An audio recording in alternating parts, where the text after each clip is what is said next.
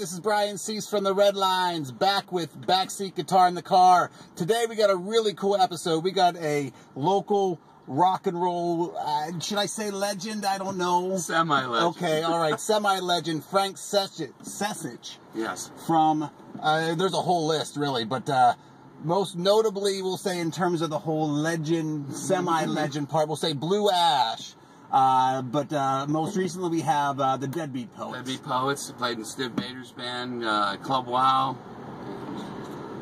and bunch of stuff. Right, yeah. All right, so before we chat with Frank, we're going to play a old Blue Ash song called Halloween Girl. I don't know if you want to preface it with anything. Sure, Halloween Girl. This was written in 1973, was going to be on our second Mercury album, but never got released, and finally got out in about 2004, Not Lame's compilation around again, and just was released in Spain last year. So all right, cool. Halloween Girl.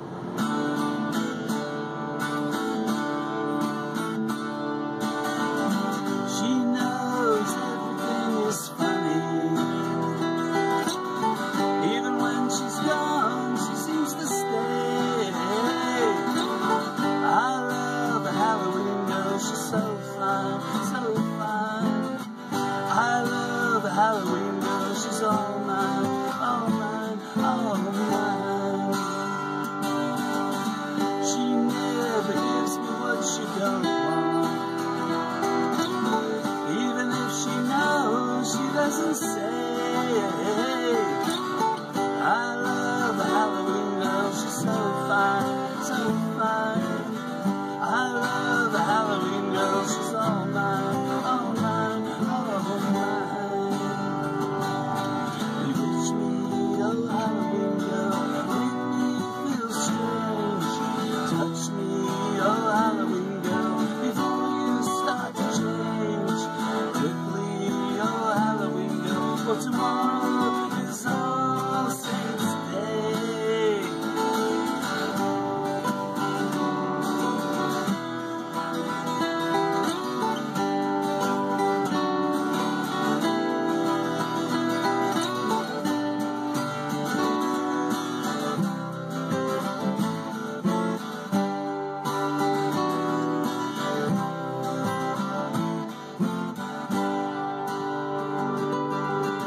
She seldom talks about the future. She's realistic like the grave. I love the Halloween girl, she's so fine, so fine. I love the Halloween girl, she's all mine, all mine, all mine. I love the Halloween girl, she's so fine, so fine. I love the Halloween girl, she's all mine, all mine, all mine. Cool. That was great. Halloween Girl. Yes. In the summer, and it's pretty hot. Yeah, it is. It's getting there. All right. So, let me grab this. So, Blue Ash. This was the First album, No More No Less, on Mercury Records in 1973. Put that back. Oh, I'm sorry. Put that back there. Okay, so how old were you when you formed Blue Ash? 17. 17. Jim Kendra and I formed Blue Ash in the summer of 1969, and through that summer we recruited David Evans to play drums and Bill Guggenrich, his first lead guitar player. And we started playing out in September and October. October 3rd was our first gig at the Freakout in Youngstown. We played over 1,400 gigs with Blue Ash in 10 years. That's awesome. Yeah. So you were in Sharon at the time. I lived in Sharon, and we were based out of Youngstown, out of the Freakout Club. We practiced there, and Jeff Jones was our manager, who managed a lot of the bands around here, Glass Harp and Pied Piper's All. He was the big booking agent manager, and then we started branching out right away, playing in Pittsburgh a lot. We played there 4 or 5 times a week, and we were playing 300 dates a year all over West Virginia, New York, PA, and Ohio. That's cool. First of all, before we get too far, let me say that, and how do I want to put this? I first became aware of you, I don't know, I think I bought your book, which we're going to get to very shortly here. Circumstantial Evidence. Available at fine record stores everywhere. About like 6 months ago, and just a little bit prior to that. But you know, I know of you slightly from Pete Drevier, which is a guitar player in the Deadbeat Poets. Deadbeat Poets and and the Red Lines recording engineer since day one, so to speak. And he's been here for the Deadbeat Poets episode with bandmate John Lumick. But in recording with Pete, I didn't realize the Frank Secich history. And I bought the book, and it's just amazing to me that, and I'm sure there's more Frank Secichiches out there in the local area, but it's amazing to me that there is a dude in the area who has such a rich rock and roll history that we're getting looked at. These must be the barbershop people. How you doing? We're just doing a little filming of a video series that I do called Backseat Guitar in the Car with this guy, Frank. Is this the barbershop? Do you own the barbershop? You own the building? Okay. But yeah, we're just having a little chat. Playing some music. Yeah. Are you on TV at all? Yeah, he is. Not really, but... What's the name of the show? No, it's on YouTube. It's called Backseat Guitar in the Car. That's a YouTube. Yeah, it's not quote-unquote TV, but... Alright, thanks. Okay, so, yeah, so it was pretty cool to... he apparently does own the barbershop because he just opened it, unlocked it. Anyway, very cool to find that out. Yeah. So, well, let's get into the book, Circumstantial Evidence by Frank Secich. Available, as you said. Get Hip has it, Bomb has it. It's distributed on High Voltage Publishing out of Australia. That's who publishes, but it's in Barnes & Noble. It's everywhere. Yeah, it's all over the place. And as I told you before, this was great. I loved it. I actually, once I finished it, I started reading it again. I have since got sidetracked, so I didn't get to finish it a second time. But there's a lot in here. You've met a lot of cool people, done a lot of cool things. I was like Forrest Gump. I happen to be everywhere. Yeah, that's a good comparison. Real quick, I want to share a couple of my favorite stories, or I want you to share a couple of my favorite stories, and these are actually prior to the Blue Ash getting signed. At least I know one of them. The other one I think is as well. You may have actually been in Blue Ash when it happened, but I like the story about your first guitar. Which you got the Epiphone Casino. Yes. So. I like the fact that this guy, even though he's a musician too, just, saw this long-haired juvenile delinquent. Yeah, exactly. And this is Mr. Marks, Carl Marks, who owned Marks Music in Farrell. And I was walking by there one day. Farrell's the next town over. And there was a beautiful 1967 Epiphone Casino, cherry red, just in the window. And it was huge, the same kind the Beatles were playing at the time with Sgt. Pepper, Revolver, and Rubber Soul. But it was $330, and that was a fortune then. I was working that summer in Met's Bakery. I got a job, and it was back-breaking work, unloading semis, huge bakery, 100-pound sacks of sugar, flour, cubes of butter, and all that stuff. But I made $40 a week. I knew my parents could never afford it, so I went down to Mr. Marks, and I said, I really like that guitar a lot. I said, I have a job at the bakery. I said, I'll sign my paycheck over to you every week. And after 8 weeks, it'll be enough to pay for it. I make $40, a little over $40 a week. He goes, okay. So I signed the first one over, signed the second one. As I went in to make the third payment, I was walking out the door, and he yells at me. He goes, hey, Secich, you forgot something. I go, what? He goes, hands me the guitar in the case. He goes, you're a good kid. I know you'll pay it off. Have fun with it. So, and I did pay it off, making the payments. But he gave me the guitar on the third payment, which I thought was great because I was only 15 years old. Yeah. That was pretty cool. Yeah, I thought that was. Have you seen that guy? No, since? he's passed away a long time.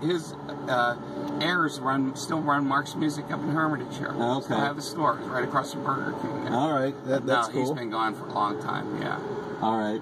The other story, I shouldn't say the other story that I love, they're all tons of great stories, but one of the other stories I wanted to mention is you going to see Chuck Berry. Oh, yeah. I love how that story... That's one of my favorites. Because one of my, I love music, front and back, for the most part, and Chuck Berry is one of my favorites from, like the 50s, early 60s. Oh, mine too. It became... From what he did to me, became one of my all-time heroes even after that. But that's awesome. Our manager I mentioned earlier, Jeff Jones, he knew these guys were putting out the Richard Nader's rock and roll revival. And they started doing the big rock and roll revivals in the early 70s. And they hadn't been around for a while because the 60s music kind of blew the 50s stuff out. So they had it at the Cleveland Public Hall, and it was on a Thursday. And they had the Moody Blues right down the street who were really hot. So anyway, there's only about, out of the 10,000 seat auditorium, only about 1,200 people showed up. But Jeff got us tickets right in the front row. So we're in the front row, and there were all these 50 straight type people there.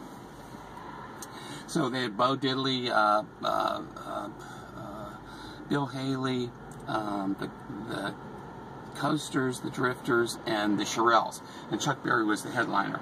And they had Bobby Comstock band backing him up, so it wasn't like the ones you see nowadays where they get the local pickup band and crap. Okay. These guys they were a great band from the 50s. And so they're backing everybody. Everybody sounded stellar. So Chuck comes up. They backed everybody? Yeah, they backed everybody. It was just like one of those old Motown review things. The guys just came out, and it was cool, So at about 11:30, Chuck comes out, and they made an announcement. It used to be a public hall. The union shuts everything down at 12 o'clock, And he was visibly pissed off. So he comes out and he's playing. He's all out of tune, and the band's trying to follow him and everything. There's like no reaction from the audience. I'm thinking, this is weird. But the four guys, we all had leather jackets on. We're in the front. We're cheering and cheering. This goes on for another 2 or 3 songs, and we're just cheering. Nobody else had any reaction at all. And he motions me with his finger. Come here. I'm as far away as that dashboard is. I thought he was going to mess with me in front. He goes, "What do you guys want to hear?" Because he's playing for us. I said, "How about Brown-Eyed Handsome Man?" So he breaks into it, and it's great. And the crowd starts to get going. "What else?" He goes. Right down the man go, "Roll Over Beethoven." He's going. So pretty soon it's going. They had time for one more song. They flipped the lights on. And when they put the lights on, he broke into Johnny Be Good, and we jumped up on the stage and started singing it with him. The whole crowd, 1,200, came on the stage, and it was like this movie or something. Everybody's hanging on his arm. We're singing Johnny Be Good. So the show's over, and we go back down in the audience, and everybody's like, "Great show." And I find later on, Chuck's backstage with Jeff, and the guy's putting on. He goes, "I got to go down there." He goes, "And thank those guys with the leather jackets. That's one of the best shows I've ever done."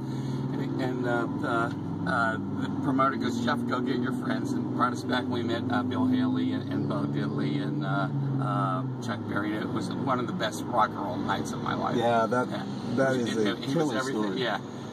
Great story. I love the fact that you're just like feeding him the playlist. Oh yeah.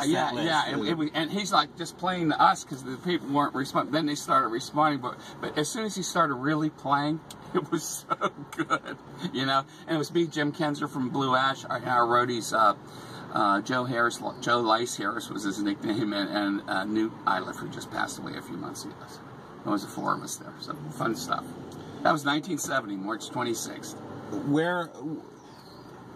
What was the time frame in reference to Blue Ash at that point? We had just started Blue Ash. We were in the first year of Blue Ash. So we started playing in October 69. This is March of 70, just about 6 months into Blue Ash. Okay, so Blue Ash is relatively...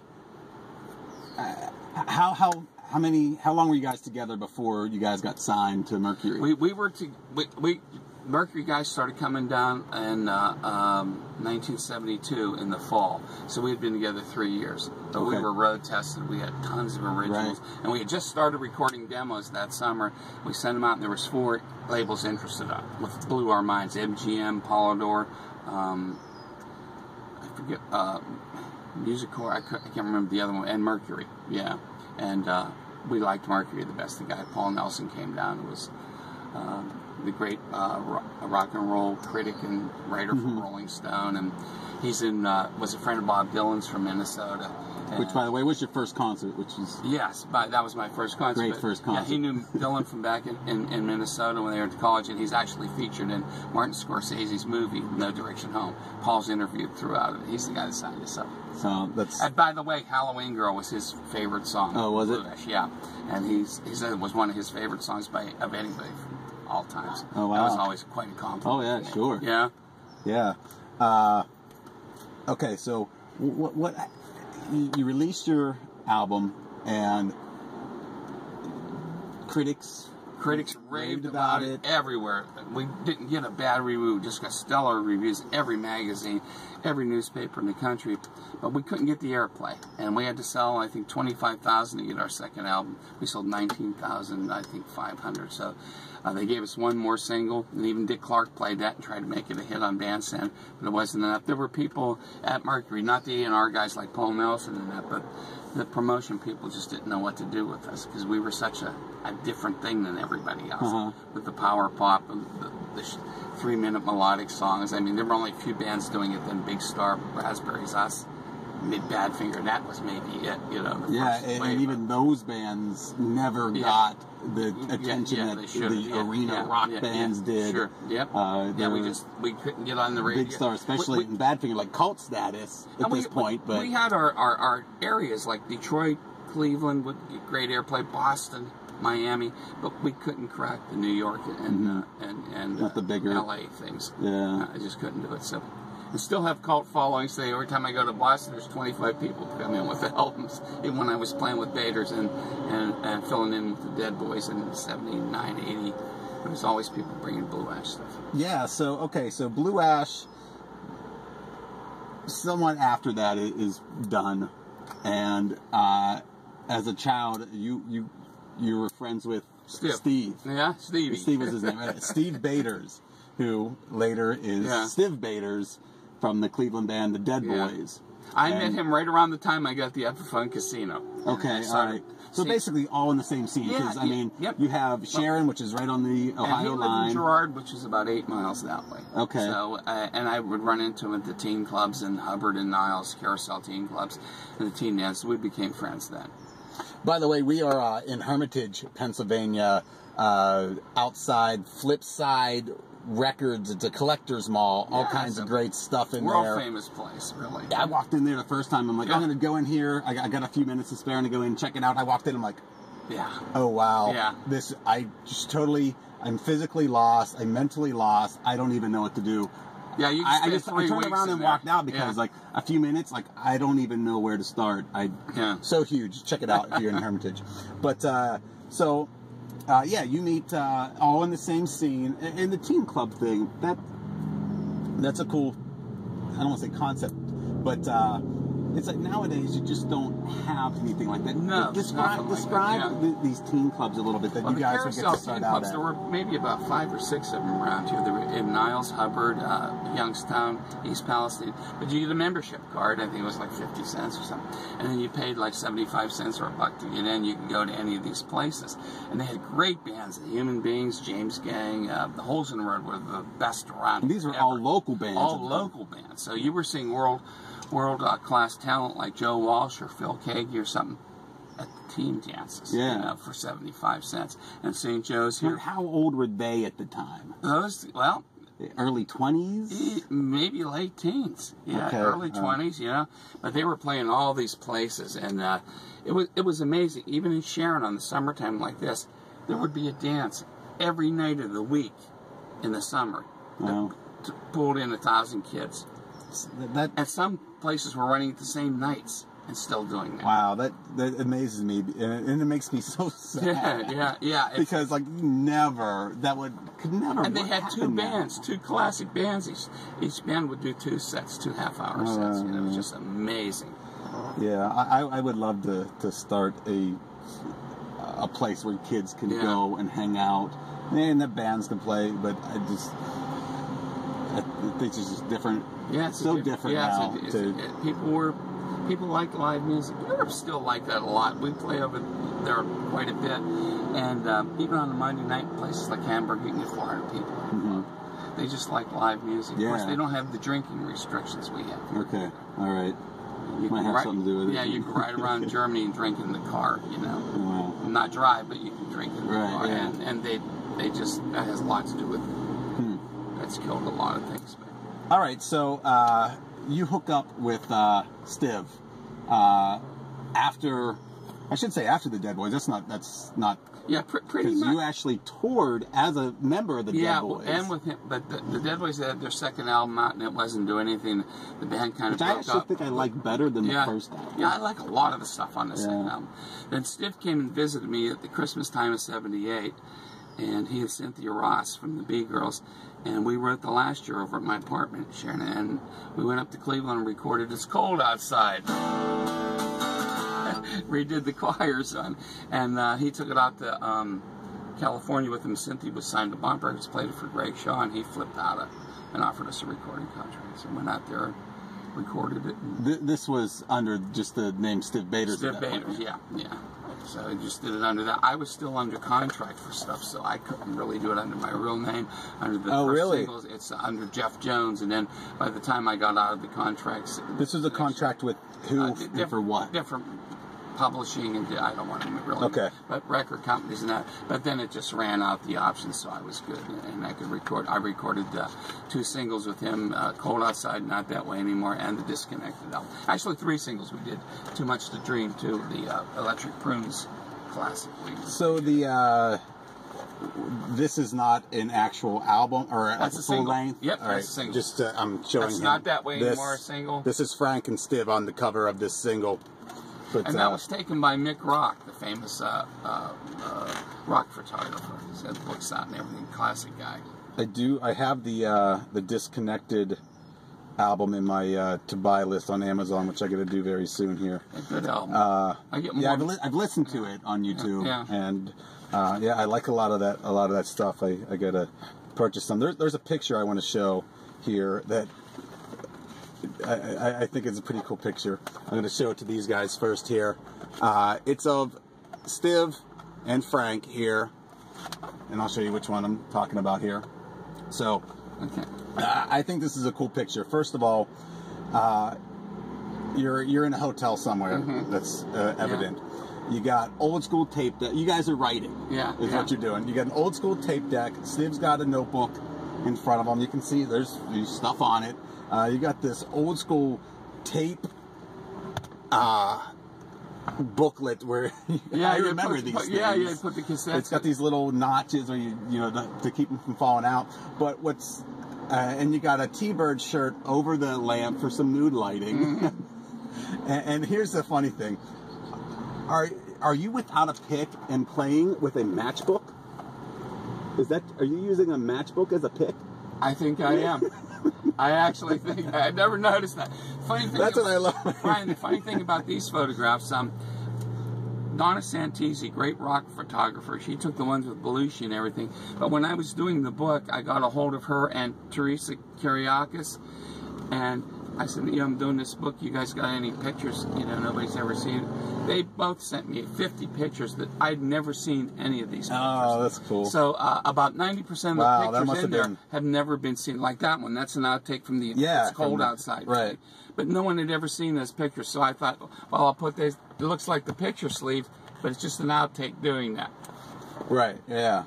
That must have been cool to receive those and look at all those and go back in time. And they were kind enough to let both of them, Teresa and Donna, to use all those photographs, which was great. That's cool. There's in the middle here. There's about 20 pages of photographs. Yeah. Which I'll just mention a few of these people that Frank has met along the way that everybody would know. You got John Belushi, Yoko Ono, Susan Sarandon. Blondie, Tiny Tim, Phoebe Buell, she was a classic. Yeah, she's still going and it's making great music and living down in Nashville now. Oh, I didn't know she was a model, right? Yep. Okay, supermodel and mother of Liv Tyler. Oh, the actress. All right. Yeah, so Phoebe's great. I just still keep in touch with her. So I won't get into this picture, but all right. Okay, so what's you want to share like one of your favorite stories from here out of the book? I mean, sure. I know there's so many of them. One of my favorites was we played up in Hayward, Wisconsin for the American Indian movement. Who's we? Which band? Blue Ash. Okay. And it was put on by Bill Graham, the famous promoter. And they had us in, they brought us in, it was all American Indian acts, Buffy St. Marie and different people. I think Redbone was in, a few other ones. But it was out in the middle of this lake. It was where they have the lumberjack competitions. It's a stadium. And they brought us in to close the show for the kids. And they wrote us out, and we're playing out there, and they had rented equipment for us. I had SVT amp, Peg amp. And near the end of the show, the kids are going wild over us and everything. And I went to threw my guitar in the air and doing all this stuff, and I careened back and hit the amplifier, and it's you know, those are like $2,500 amplifiers, and it starts teetering and falls into the lake, and it's falling. I just throw my bass, and as it goes down, it unplugs, and I grab my bass, coming in, people are cheering like crazy, and I see our manager Jeff on the sidelines. He's shaking his head. He knows this is going to cost me a couple grand. So we were done, and we went out and we signed autographs for like 2-3 hours for the kids and took pictures with them, all the American Indian kids and Native Americans. And when we went to settle up with the owner, the promoter, Bill Graham, and Jeff brought out his checkbook. He goes, "How much we owe you for the amp?" He goes, It's nothing, Jeff. He goes, you guys put on a fantastic show. And there were two guys from the American Indian movement there, Russell Means and Dennis Banks, who became famous actors. They were both in The Last of the Mohegans. Okay. If you ever saw that with what's her name? What's it, Daniel Lustay? Is that who it was? Is that the guy? Great movie. Anyway, so they said we were really impressed.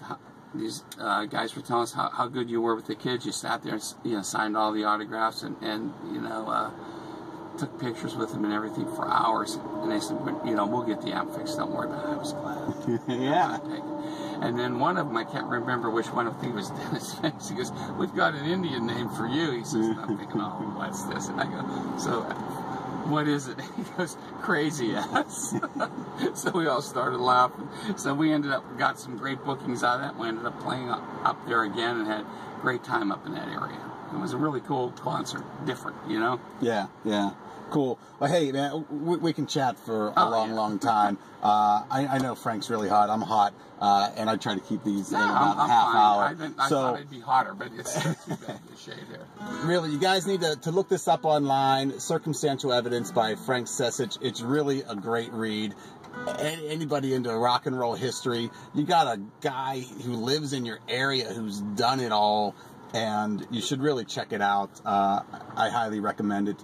I'll be touring all of July and August with it too, so I'm heading all over the country. Again? Yeah, I'm going to New York in a couple days, and I'll be flying down to Florida and working my way up to Washington. So I'll be in Philadelphia, Cincinnati, Cleveland, Akron, New Jersey, Wilmington, Charlotte, all over the place. So, check my Facebook page. I'll be touring with a room full of strangers and doing an acoustic set like this, and I jump up and do a couple songs with them too, Johnny Sincere and a few other ones. Okay, cool. Yeah, all right.